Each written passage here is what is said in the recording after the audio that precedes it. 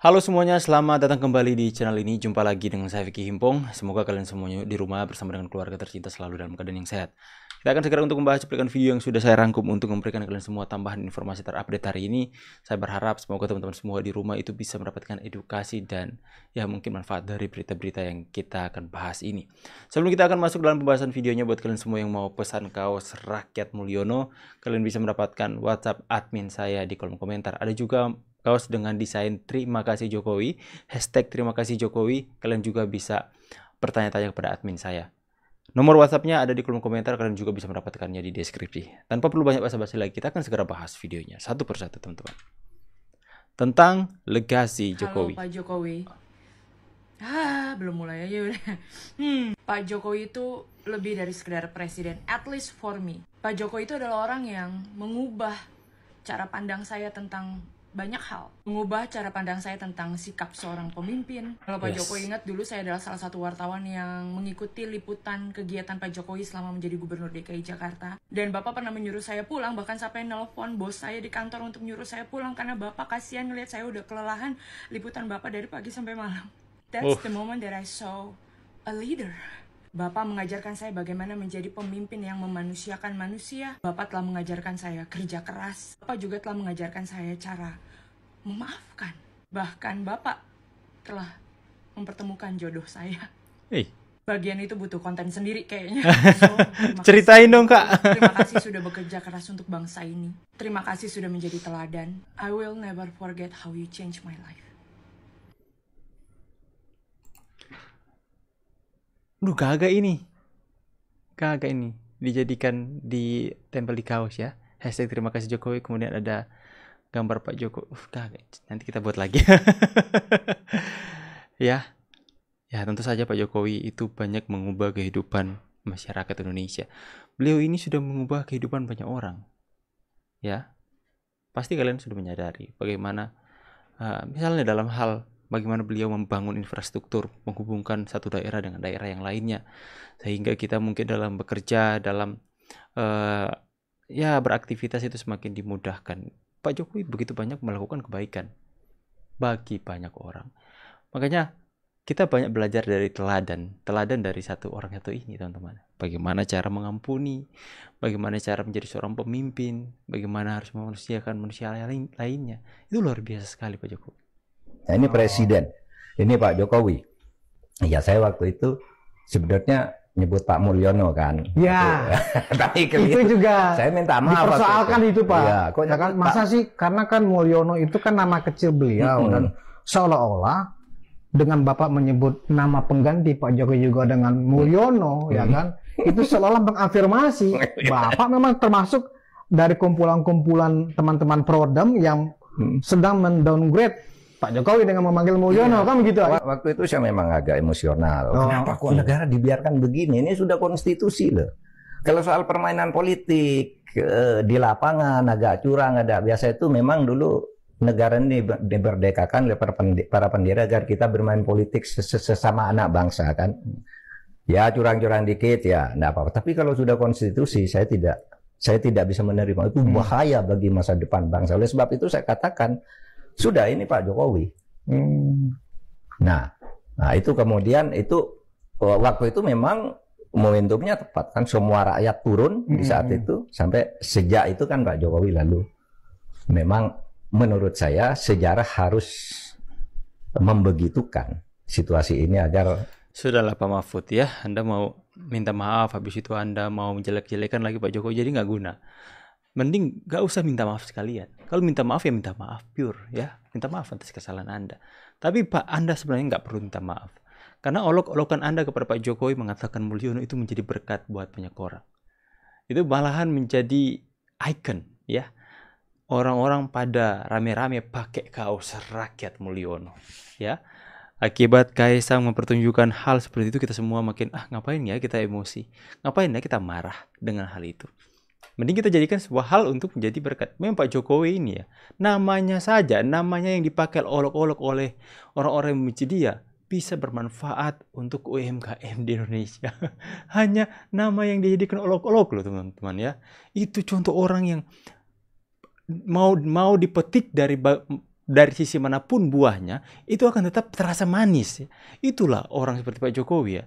Berbeda dengan orang yang taunya menghujat, memfitnah, itu buahnya asam. Sekalipun dalam musim hujan mungkin ya, yang banyak airnya, buah yang dihasilkan tetap asam. Karena kita bisa menilai orang lain dari buahnya, teman-teman. Coba kita baca komentar netizen kalau gitu ya. Semoga Pak Mahfud MD cepat sembuh. Itulah, sakit yang paling sulit sembuh adalah sakit hati. Setelah rutin minum obat herbal, akhirnya Pak Mahfud mulai sembuh, sehat lagi. 2 kali gagal jadi wapres. Sakitnya tuh di sini, abang. Memangnya yang menginginkan Mas Gibran jadi cawapres? Itu kan kemauan Pak Prabowo, jadi bukan Pak Jokowi yang melawan konstitusi. Pak Mahfud, ingat gak Gus Dur bilang yang bertanggung jawab atas pelengseran Gus Dur adalah Amin Rais dan Megawati. Minta maaf langsung di depan Pak Jokowi. Langsung Pak di depan Pak Jokowi. Habis Anda minta maaf, Anda bahas lagi soal Pak Jokowi yang Anda tuduh melanggar konstitusi ya. Gimana ini Pak ya? Nah, setelah tidak terlalu panjang, sudah waktunya kita beri kesempatan. Insya Allah 20 Oktober nanti Pak Prabowo dan Gibran tidak apa-apa nanti dulu. Setelah itu 21 Oktober kita buatkan rakyat untuk menjemput. Kenapa rambutnya ada di depan sih? Itu yang banyak kotor ya. Nah, selanjutnya Apakah seperti itu wujud Sengkuni? Aduh sakit perutku Pak.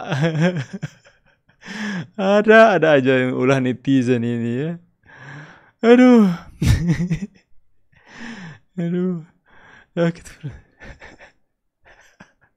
Lucu rambut keritingnya di depan bukan di belakang ya. Ada kayak pok-pok. Coba baca ya. Cuma Mbak Nanah yang ngeluarin 2 kata lucu langsung memecah belah bangsa.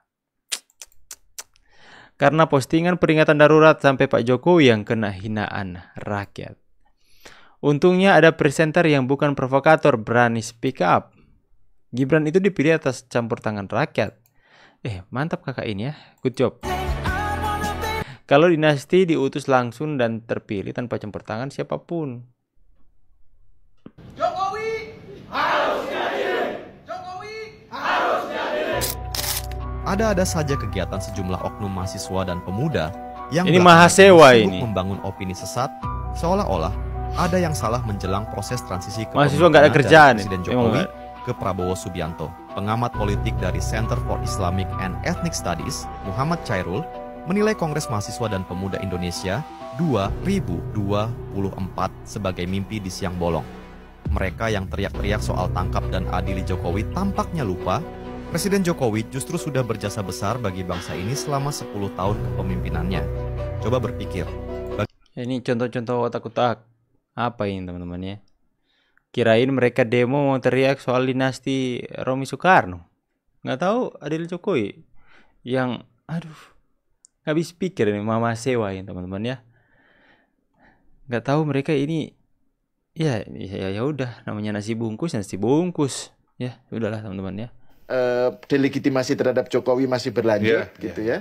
Nah yang menarik survei indikator yang beberapa hari lalu indikator ini kan lembaga survei kredibel ya menyatakan tingkat kepuasan Pak Jokowi itu 75% menjelang akhir loh ini 75%. Jadi ini kayak lah diserang begitu masif tapi kok tingkat approval rate masih konstan, konsisten tinggi. Gitu.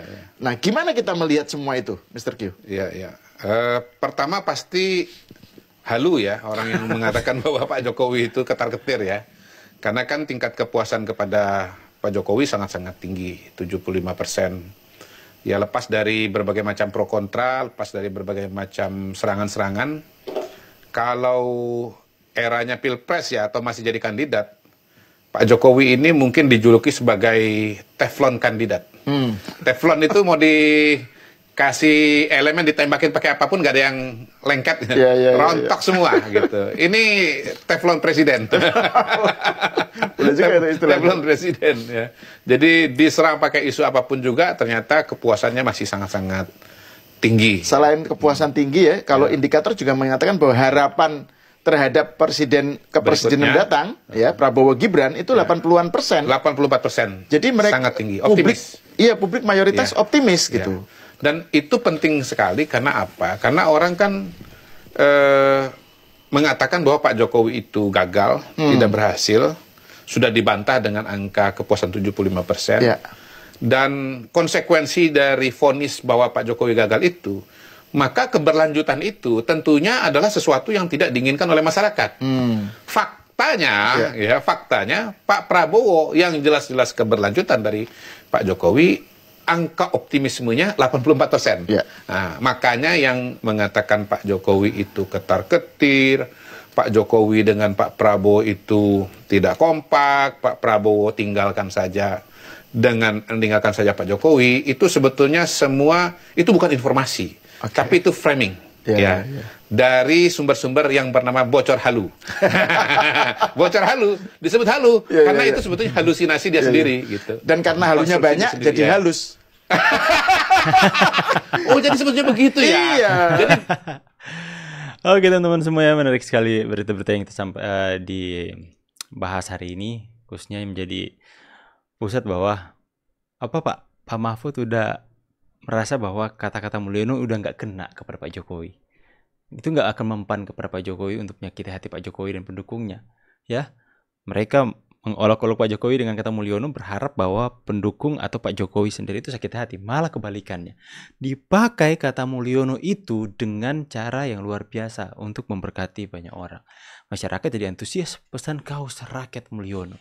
Kaisang pakai baju putra Mulyono. Rakyat banyak sekali memesan kaos di saya, rakyat Mulyono. Ya. Lantas mau apa lagi kalian mau banggakan dengan olok-olok kalian? Itu terbukti ya. Terbukti secara 100%. Bagaimana ketika orang membuli kalian? Iakan saja. Misalnya orang memanggil kalian apa? Ya, dengan alasan untuk membuat kita sakit hati. Ketika mereka lihat bahwa kita nggak sakit hati dengan olok-olokan mereka, malahan kita mengiyakan atau kita senang dengan hal itu, mereka akan berhenti. Salah satunya kalian lihat Pak Mahfud.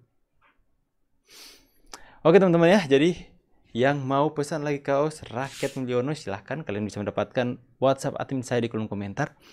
Kalian juga bisa memesan kaos dengan desain hashtag terima kasih Jokowi. Kalian juga bisa mendapatkan itu lewat admin saya. Nomornya saya akan taruh di kolom komentar. Jadi buka komentar, kalian akan dapatkan komentar saya paling atas dan ada nomor admin saya di sana. Oke teman-teman ya. Jadi jangan ada lagi yang tanya, "Bang, mau pesan di mana?" Langsung saja. Kalian bisa mendapatkan informasi harga dan semuanya di lewat admin saya. Saya pamit dulu teman-teman semua ya. See you on the next video and God bless you. Bye guys.